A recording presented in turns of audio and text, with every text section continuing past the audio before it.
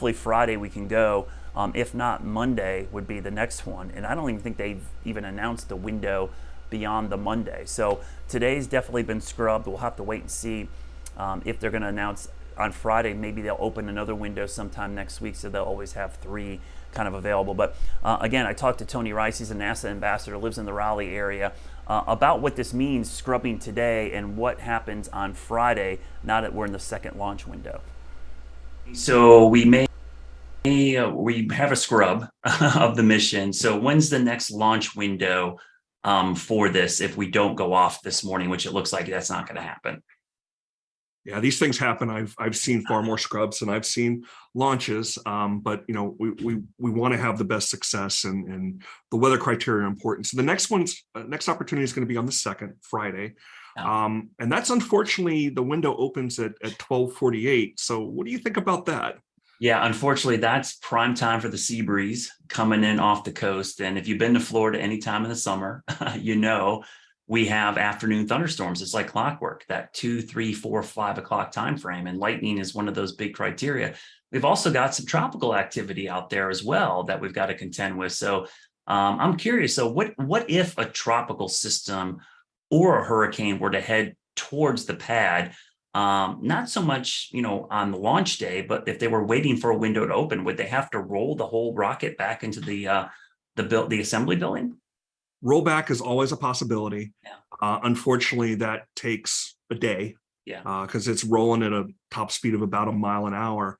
So forecasters are probably watching that activity pretty strongly, especially after a scrub like today, and would probably pull the trigger pretty quickly and get that thing rolling back to the barn several days in advance. So it might seem a little frustrating that a rollback happened, but it's all out of pronounced caution. Yeah, so let's look at that. I mean, we didn't talk about this earlier, but let's talk about the timeline. This is obviously the huge test, right? We got to test this. Pending all this being a successful test launch, right, for Artemis 1. So what is the next step after this test mission for Artemis? So immediately after recovery, immediately after the crews are recovering that capsule as it splashes down off the coast of San Diego, they're going to be gathering all that data. They're going to be gathering all the information that was pulled together during this mission. It is a test. Ultimately, this is a full-out test of the Artemis program in preparation for making whatever improvements need to be made to put people on board. And that's the next step, is the Artemis 2 mission, which will include a crew. And it'll look very much like this Artemis 1 mission does. And we could actually see a North Carolinian on that Artemis 2 mission. She's been selected, Christina Cook, a graduate of NC State. She also went to the North Carolina School of Science and Math.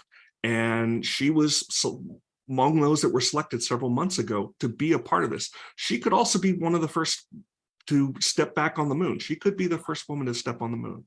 Yeah, and I think that's amazing. I mean, those people that end up being the first ones, and they're going to be famous, right? I mean, especially in the age of social media, can you imagine if we had social media back during the Apollo missions? I mean, as famous as those astronauts are, what is this going to mean for those astronauts that are able to go and actually go on the moon with Artemis 2? Well, every astronaut I've ever talked to, and I've asked some of these kind of questions they say it changes you. I mean, simply going into space, it changes you, and they call it the overview effect. And it sounds simple, but it's really, really impactful to them. Simply looking down on the Earth and seeing it without borders, seeing the weather patterns moving around, it makes you look at things a little bit differently, and they all turn into environmentalists afterwards. Yeah. Yeah, you all of a sudden realize how insignificant you really are when you get that view. So, if we've got a couple backup windows, right? We've got the next one, and if let's say we get scrubbed again, let's hope that doesn't happen.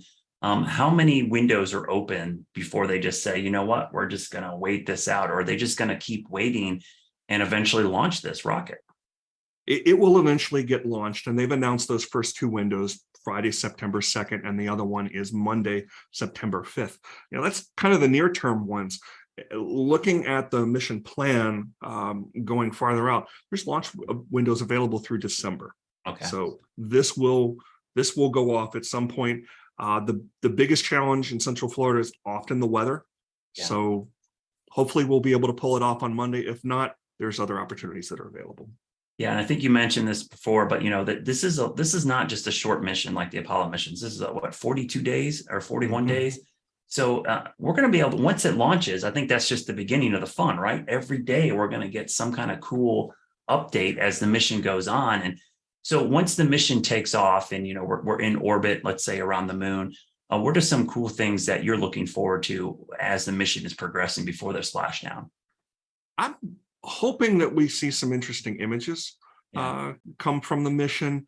I'm really looking forward. The geek in me wants to see that radiation data. What does that look like really far past the moon?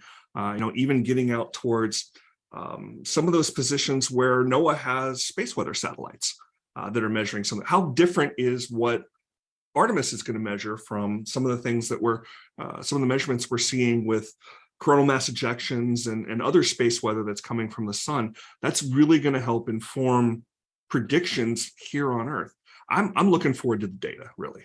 Yeah, and I think that'll be cool. So I just thought about this, but this is a question I have because I'll probably get this question from viewers. But so obviously the trajectory for us in the Carolinas, we're probably not going to see it. But if you have a telescope or you've got a great camera, would you be able to see the capsule at all in orbit around the moon? How hard would that be able to see once this mission is underway? It's a good question. And it's one that is actually really similar to the question about, can we see the hardware that was left on the moon by the Apollo mission? And the answer is no. Unfortunately, it's just too small. The Orion capsule is 5-10 meters tall, which even the Hubble is going to need closer. If we were able to point the Hubble Space Telescope at the moon and look for Orion, it's going to only be able to resolve something about 100 meters. Yeah. So here on, even if you've got those nice, big, long, expensive camera lenses, you're not going to be able to make it out, unfortunately. It just seems like you got that moon, and I think the moon's so vivid in our night sky. I don't think we realize how far away it still actually is, And this mission will be so many great pictures. Oh yeah, I mean, this mission I think will be a great kind of a lesson on like how long it takes to get there and like the process of getting that. That's the one object we all see in the night sky, but this mission is really going to hit home how hard it is to actually get up there. So Tony, great to talk to you again. Hopefully once we get this rocket off the ground, we can do this again. And I'm looking forward to the follow-up missions, because this is going to be just an amazing thing to follow over the next years and decades. And like I tell my kids, I mean, they're really looking forward to maybe eventually being on Mars. That's the next step, isn't it? But we got to figure it all out with Artemis first. Thanks, Tony. Thanks for doing this. All right, so we scrubbed today. That's the bad news. We still have issues with the engine number 3. The engineers are still working on trying to resolve what's going on there, because obviously if we can't figure this out today, we're not going to launch on Friday. So the next launch window opens up on Friday, September 2nd at 12:48 p.m. It's a 2-hour window. That would be a 39-day mission. Splashing back down on October 11th. Then let's say we scrub on Friday. The next window opens up on Monday, September 5th, launching at 5:12 p.m.